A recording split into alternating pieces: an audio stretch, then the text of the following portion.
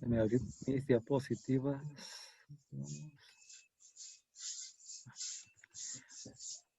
Unidad 4. Ok.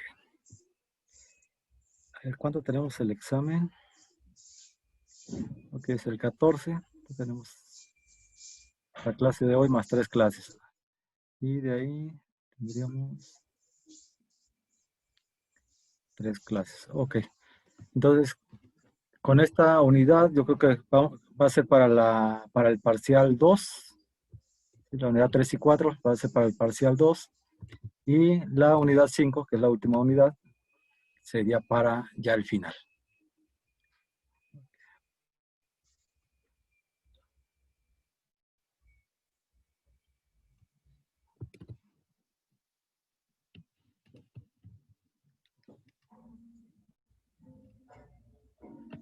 Entonces, la unidad 4, ¿sí?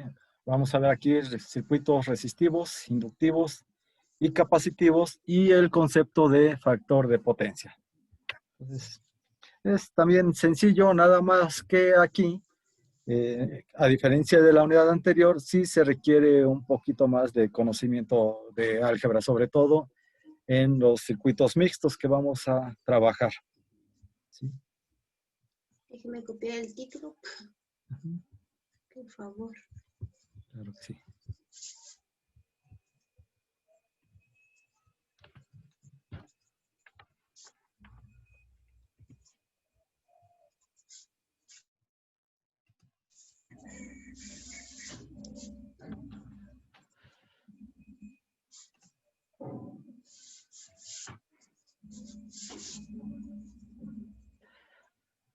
Entonces vamos a empezar con el circuito más simple, que tiene que ver con el circuito que es puramente resistivo, es decir, solamente tiene resistencias. Y es el más simple porque es el que presenta menos atrasos en las curvas de corriente y de voltaje. Entonces el circuito resistivo realmente es el más sencillo de estudiar. Entonces aquí tenemos nuestro circuito básico. Recordemos que el circuito básico se conforma por una fuente, que una generación de energía, que puede ser de corriente alterna o de corriente directa, como el caso de las baterías.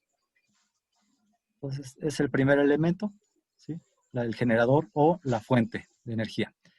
Otro elemento importante, pues, van a ser las cargas o receptores que vamos a tener, ¿sí? Que van a estar consumiendo la corriente eléctrica. Y la otra, para cerrar el circuito, que vamos a tener aquí, van a ser los conductores. Entonces, obsérvese que aquí lo que vamos a tener es un camino cerrado para que pueda circular la corriente. Cuando haya un circuito abierto, pues no va a circular corriente. Y existe el otro concepto de cortocircuito, aparte de circuito abierto, existe el concepto de circuito, de cortocircuito, perdón. Entonces, en el circuito abierto, la corriente, en el circuito abierto,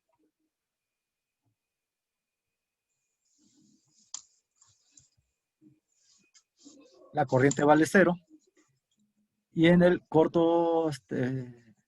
cortocircuito,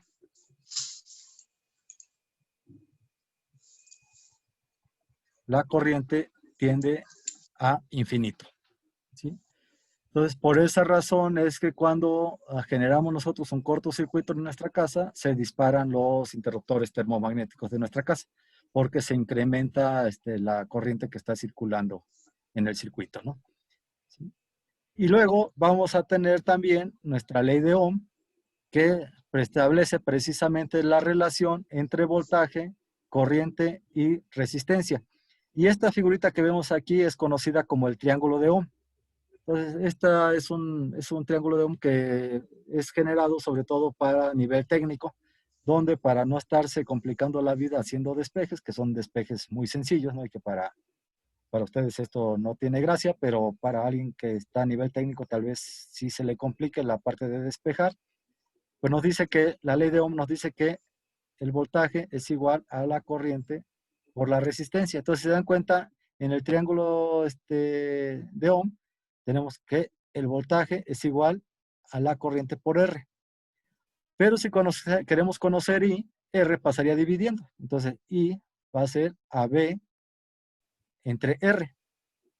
O bien, Si queremos conocer la resistencia, R va a ser igual al voltaje sobre la intensidad. Entonces, esto es fácil de identificar y de despejar de esta manera utilizando el triángulo de Ohm.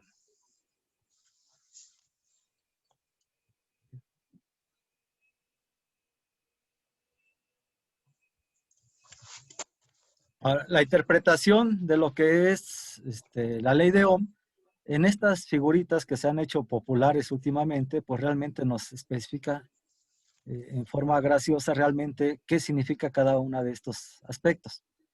¿Qué es el voltaje? Bueno, el voltaje nos implica la fuerza que está, aunque no es propiamente una fuerza, no, pero lo podemos ver como si fuera la fuerza que está empujando a los electrones para que la corriente pueda circular a través de un conductor.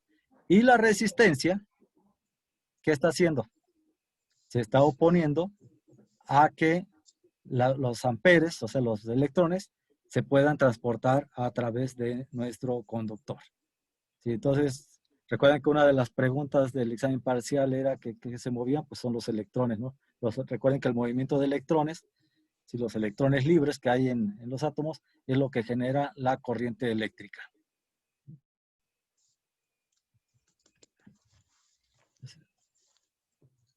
Entonces, para ver qué es un circuito resistivo, bueno, un circuito resistivo es aquel que lo único que va a contener van a ser como cargas, resistencias.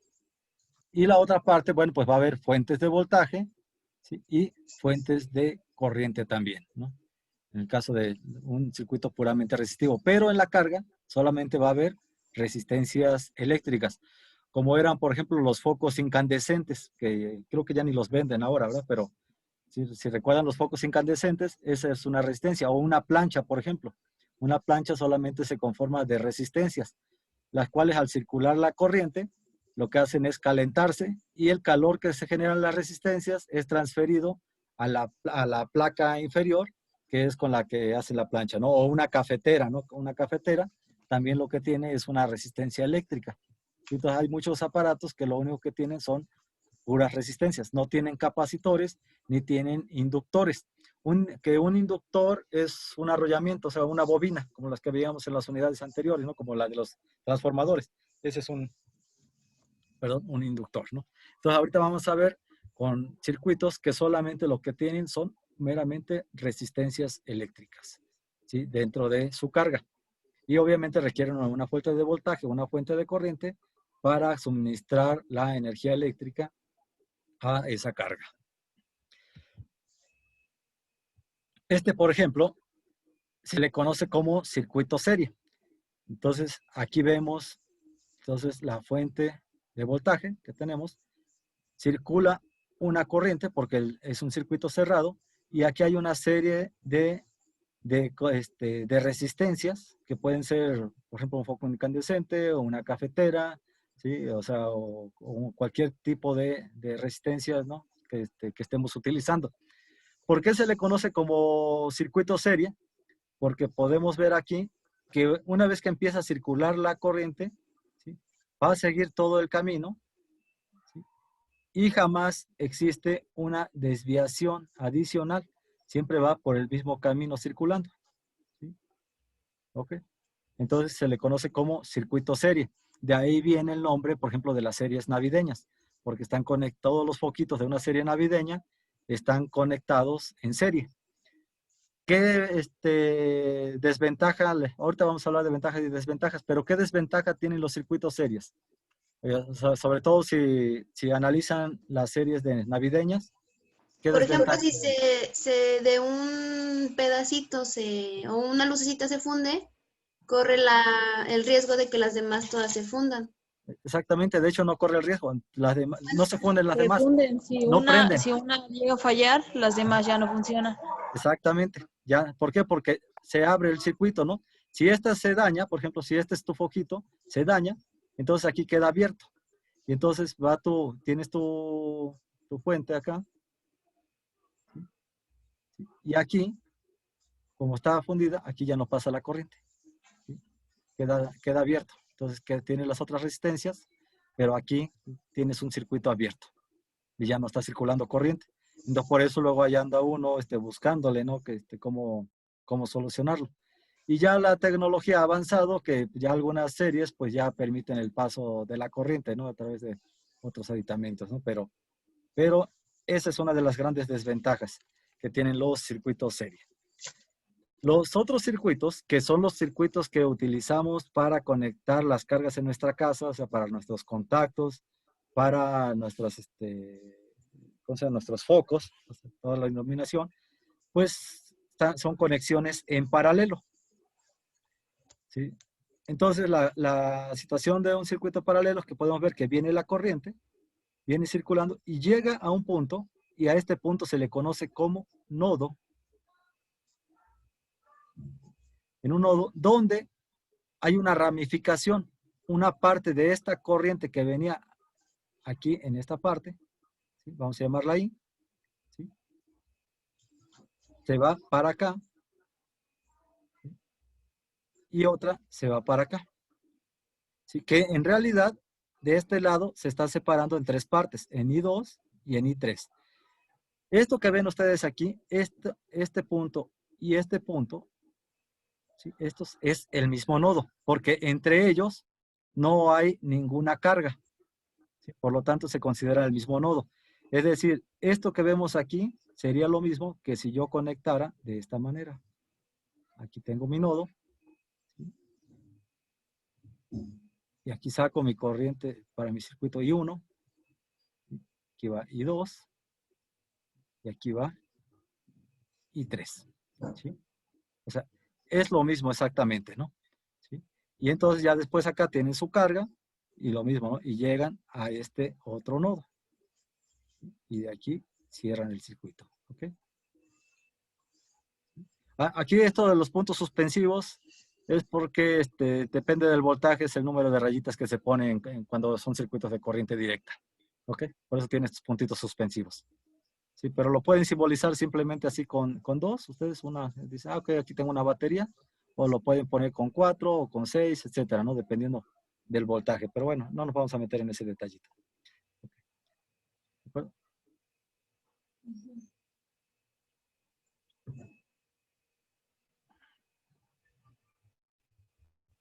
Okay. Y entonces, dicen, cuando hay ramificaciones, entonces son circuitos en paralelo, se van a hacer conexiones paralelas. Y los circuitos mixtos, pues son los que tienen combinación tanto de circuitos series como circuitos paralelos. Eso se les conoce como circuitos mixtos. Como por ejemplo, podemos ver que esta resistencia de 3 ohms y esta resistencia de 7 ohms están conectadas en serie. Pero ya después llegan acá y estas otras, la de 4, esta de 6 y esta de 12, están conectadas en paralelo entre ellas. Entonces, nosotros lo que vamos a hacer es, después de todo esto, vamos a encontrar algo que vamos a conocer como circuito equivalente. Es decir, vamos a tener una fuente de voltaje y vamos a representar esto con una sola carga. Y a esto va a ser nuestra resistencia equivalente. Y aquí vamos a tener nuestra fuente de voltaje. Y esta resistencia equivalente va a ser, se le llama resistencia equivalente porque tener el valor de esta resistencia o tener todas estas que tenemos aquí tendrían el mismo efecto sobre el circuito. Y nos sirve para determinar, por ejemplo, la corriente total que va a circular en nuestro circuito. Esto es como cuando en nuestra casa, ¿no? Usualmente en nuestras casas nos ponen interruptores termomagnéticos de 20 amperes. Pero en realidad la selección de un interruptor termomagnético, ¿sí?, tiene que ver con la cantidad de carga que está conectada en nuestro circuito. En las casas de habitación no hay pierde, porque usualmente se ha comprobado que con eso es más que suficiente. Sin embargo, si una casa es grande, les habrá pasado, o si tienen varios aparatos, por ejemplo, conecten el horno de microondas y conecten la plancha al mismo tiempo, y casi seguro que se les va a botar el interruptor termomagnético, ¿sí? Más si prenden la cafetera también, ahí casi seguro que se bota un interruptor termomagnético de 20 amperes, ¿sí? Y entonces hay que separar en circuitos, ¿sí? Pero bueno, eso es harina de otro costal, aunque es del mismo tipo de harina, ¿no? Ya lo verán ustedes ahora que lleven instalaciones 1. ¿Usted nos va a dar? No, yo usualmente en ese cuatrimestre doy resistencia de materiales. Oh. Sí, no sé quién les da instalaciones 1, la verdad. Sí, pero es una materia muy bonita. Bueno, yo trabajé en eso hace tiempo, hacía diseños de instalaciones eléctricas. Oh.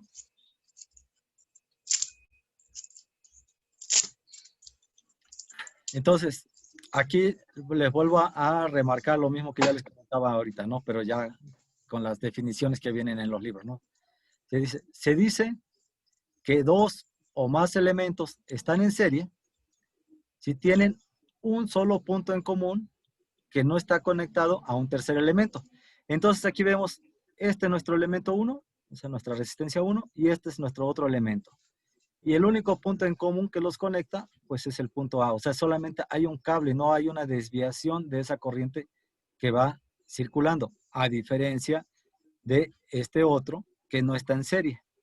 Este no está en serie, porque aquí entre este elemento y este elemento, bueno, hay un punto común que une a un tercer elemento. Sí, pero bueno, yo cuando veo estas definiciones como que siento que están un poquito rebuscadas, ¿no? Y por eso siempre lo relaciono a mí, o por lo menos a mí se me hace más fácil relacionarlo con la circulación de la corriente. Entonces, si aquí va la corriente, ¿sí? Esto lo podemos ver como si fuera un tubo de agua, que es con algo que nosotros podemos visualizar, ¿no? Entonces, imagínense que son tubos de agua estos, y que va nuestro tubo de agua y lleva aquí cierta cantidad de agua que nosotros le estamos llevando a la corriente eléctrica. ¿Sí? Y entonces llega un punto donde aquí, por ejemplo, se va hacia un lado. Entonces, esta agua que viene aquí, ¿sí? Llamémosla I1, pues se tiene que dividir. Una parte se va a ir para acá, ¿sí? Y otra parte se va a ir para acá. ¿Sí? Entonces, al haber esa ramificación, el circuito ya no está en serie.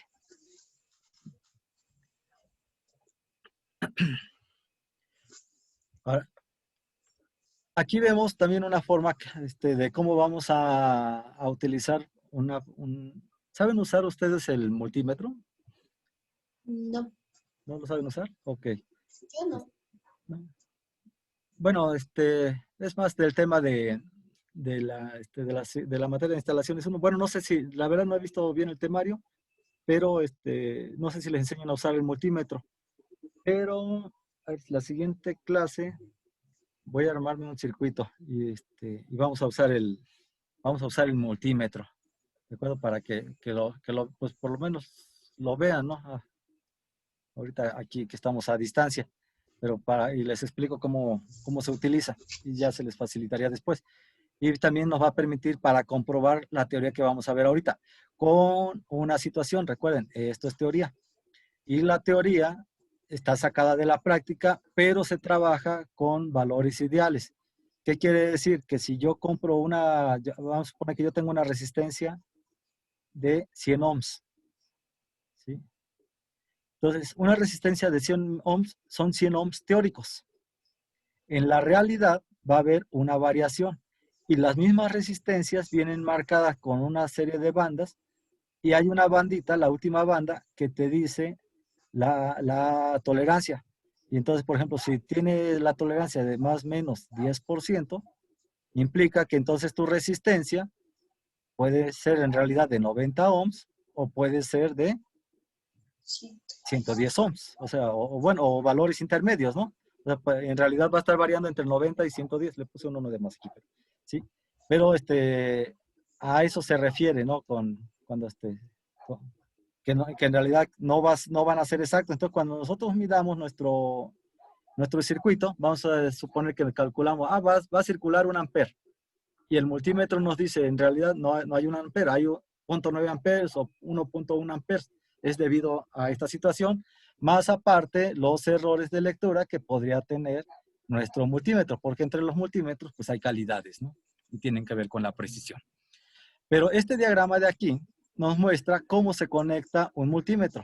No uno de gancho, los de gancho son punto y aparte, ¿sí? Pero para que nosotros conectemos y midamos, ¿sí? Aquí tenemos nuestra fuente de voltaje Y en este caso tenemos 3 resistencias conectadas en serie, ¿sí?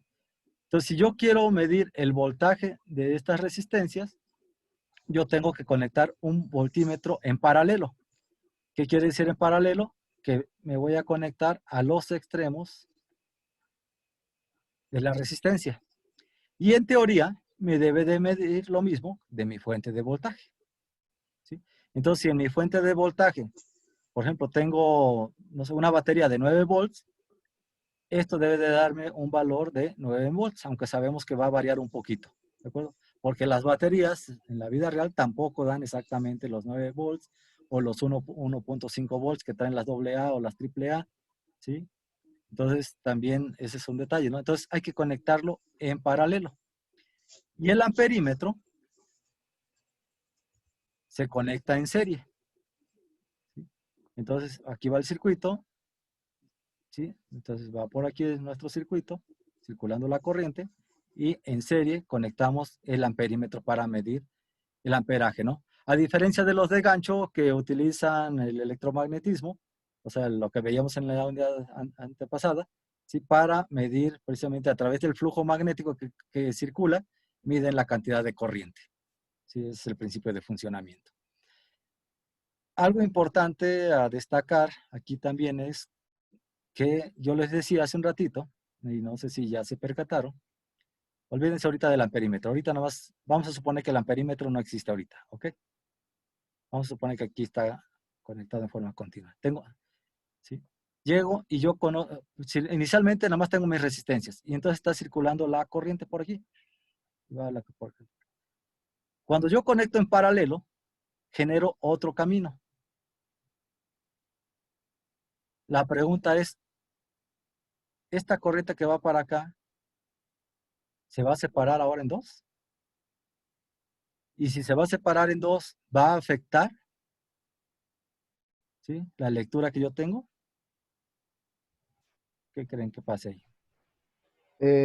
Bueno, a mi manera de visualizarlo, no se separaría en dos, agarraría otra, ¿cómo le dicen? Otra ruta, podríamos decirle así, y ya no llegaría la energía hacia donde debería de ir, sino agarra como un atajo y sigue la misma secuencia, ¿no?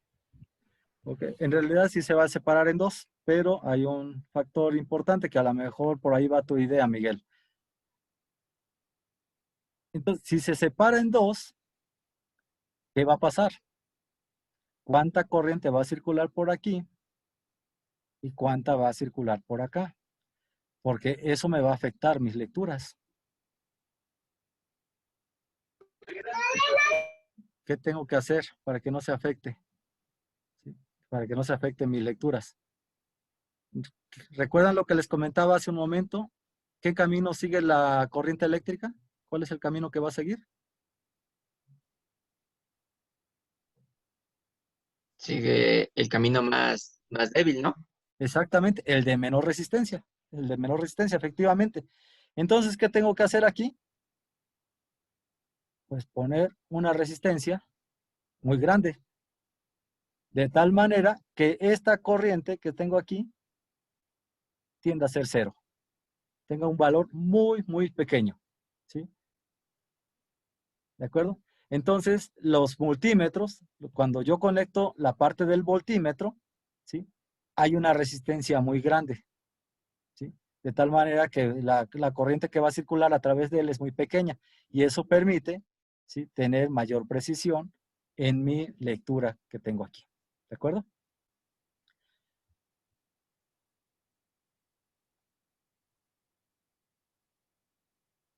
¿Y qué pasa ahora con... Vamos a quitar ahora el voltímetro.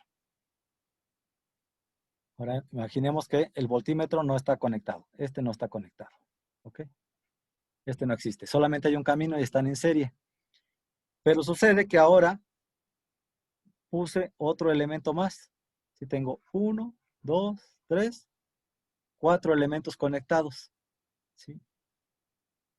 ¿Va a afectar el circuito? Bueno, pues para que no lo afecte, ¿qué tengo que hacer? ¿sí? La respuesta también está en la cuestión de la resistencia.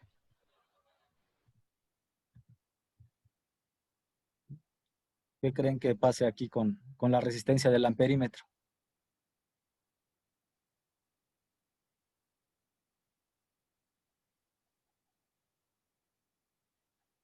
¿Cómo será la resistencia del amperímetro? Ya vimos que la del voltímetro tiene una resistencia muy grande. ¿Y la del amperímetro? Bueno, tal vez para contestar esa pregunta, antes les tengo que hablar de lo que está anotado de este otro lado. ¿Sí?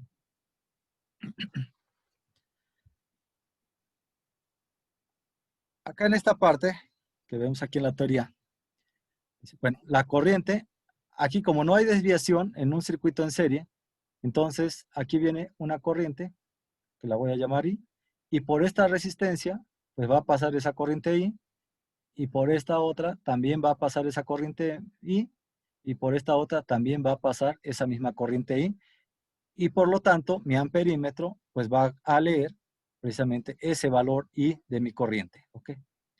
¿Sí? A todas las estoy llamando I porque eso significa que todas tienen el mismo valor, ¿sí? Entonces, esto que es lo que vemos, ¿no? La corriente en un circuito serie es la misma en todos los elementos, ya que hay una misma trayectoria, ¿sí?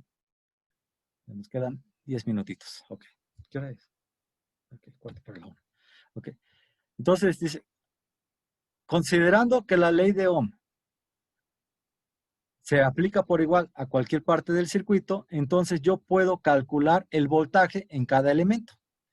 El voltaje ya sabemos que está dado multiplicando la intensidad de la corriente eléctrica por la resistencia. Entonces, si yo quiero calcular el voltaje que está en la resistencia 1, pues multiplico la corriente que pasa por esa resistencia, ¿sí? Por el valor de su resistencia y tengo el voltaje que vamos a tener ahí en ese elemento. Si tengo un elemento 2, multiplico la corriente que pasa por su elemento por su resistencia y lo mismo con un elemento 3. ¿Sí? El voltaje externo, ¿sí? Que vamos a tener aquí, va a representar, ya vimos aquí que la corriente es la misma, I1, I2 e I3 es la misma, ¿sí? ¿Ok? Entonces, ya sea que le llamemos I1, I2 o I3, vamos a tener el mismo valor. ¿Qué está cambiando? La resistencia, ¿sí?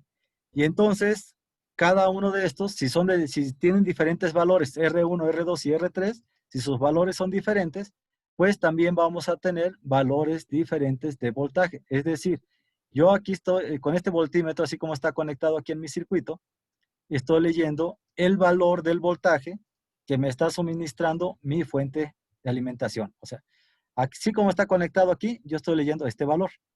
Pero si el voltímetro lo conecto acá, que recuerden que debe ser en paralelo, entonces una conexión de este lado y otra conexión de este lado, entonces estoy tomando la lectura de mi resistencia 1, que va a ser V1 igual a la corriente por la resistencia 1. Para conocer el voltaje de la resistencia 2, agarro mi voltímetro y lo conecto aquí a los extremos de mi resistencia 2. Y lo mismo con mi resistencia 3, ¿de acuerdo? Entonces la corriente es la misma, pero puede cambiar el valor de la resistencia, a menos que las tres resistencias tengan el mismo valor, entonces va a marcar los mismos voltajes, ¿sí? ¿Pero qué voltaje va a marcar? Pues en realidad el voltaje externo, el que estamos suministrando, representa la suma de las energías perdidas en cada carga, o sea, cuando pasa por cada resistencia. Es decir, el voltaje total es igual a la suma de los voltajes de cada uno de los elementos que están conectados en serie. ¿Ok? Entonces, este V1 más V2 más V3 me va a dar el voltaje de mi fuente de alimentación. ¿Sí? Y entonces, si ahora sustituimos estos valores, ¿sí? Si sustituimos esos valores, ¿qué tendríamos? ¿Sí? En vez o sea, sobre esta, en vez de B dice que es igual a IR. Entonces pongo IR igual a B1, que vale I1R1, I1R1, más B2, que vale I2R2. R2 más el voltaje 3 que sería I3 R3. ¿De acuerdo? Y todos estos valores I1, I2 e I3, como están en serie, valen lo mismo que I. ¿Sí? Entonces esto se podría escribir como IR igual a I por R1 más I por R2 más I por R3. Y como I es el mismo valor, lo puedo factorizar. Entonces me queda IR es igual a I, que multiplica a R1 más R2 más R3. Y entonces este I, como está en ambos lados, si lo paso dividiendo, pues se me elimina. Y por lo tanto, me queda que R es igual a R1 más R2 más R3. Es decir, la resistencia equivalente de mi circuito en serie es la suma de todas las resistencias que estén en serie. ¿Sí? Si yo mido la resistencia aquí de mi elemento, si pongo un ohmmetro y mido la resistencia, pues simplemente tengo que sumar estas tres resistencias que están conectadas en serie. Entonces, si a mí me piden que calcule cuál es la resistencia equivalente de un circuito en serie, pues solamente voy a sumar R1 más R2 más R3 más todas las resistencias que estén conectadas en serie, ¿no? Entonces, se dan cuenta, algo sencillo, ¿no? También de realizar. Entonces, este es un resumen de lo que les acabo de comentar.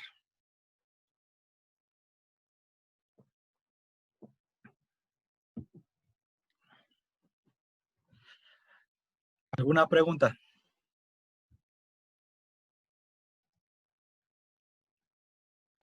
No, Inge, de mi parte no, todo claro.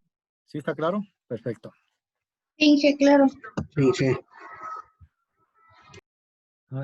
¿Y ahora? ¿Por qué están de superhéroes ahora, eh? Hay unos que nos fallaron. Ah, ¿se habían puesto de acuerdo? Sí. Sí. Inge, ¿le Así puede es. regresar a la diapositiva anterior, por favor? Claro que sí, claro que sí. Ahí está.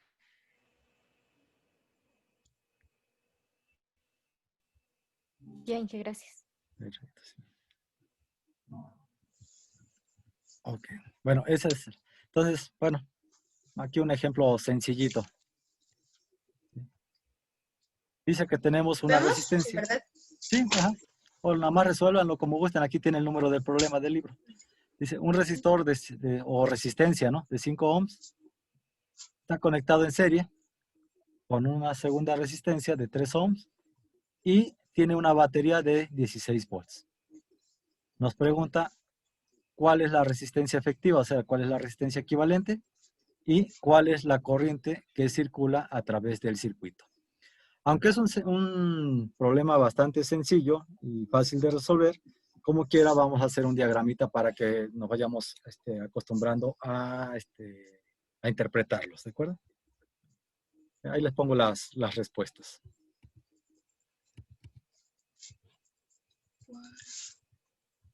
Ah, ¿cuál es la corriente?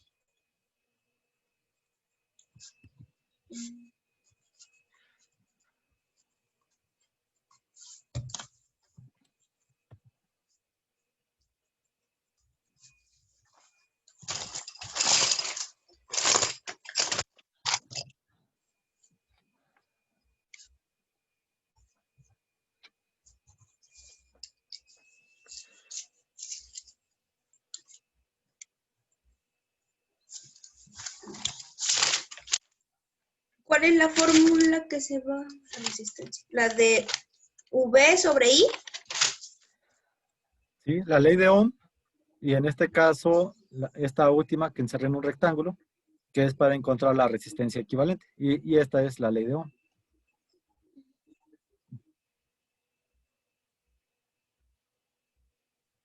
¿Sí? Sin embargo, también es bien importante que interpretemos que en un circuito serie, la corriente es la misma en todos los elementos que están conectados en serie.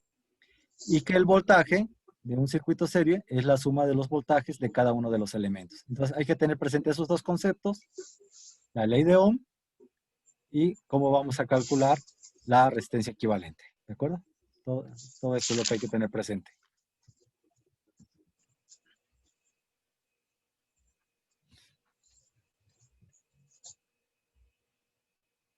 Entonces, vamos a dibujar nuestro circuito.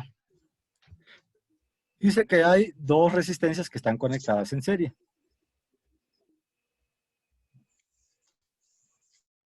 Vamos a poner aquí nuestras resistencias. Están conectadas en serie.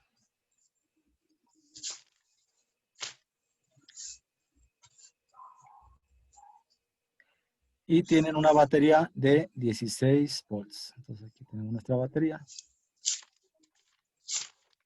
de 16 volts.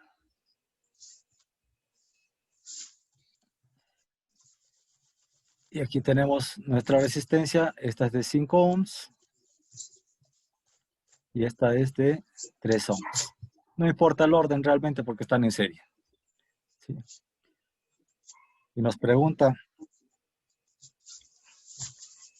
cuál es la resistencia efectiva o resistencia equivalente y cuál es la corriente que circula sobre nuestro circuito.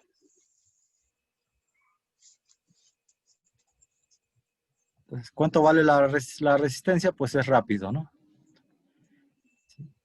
Entonces decíamos que para calcular la resistencia equivalente, o simplemente R, como le quieran llamar, ¿sí?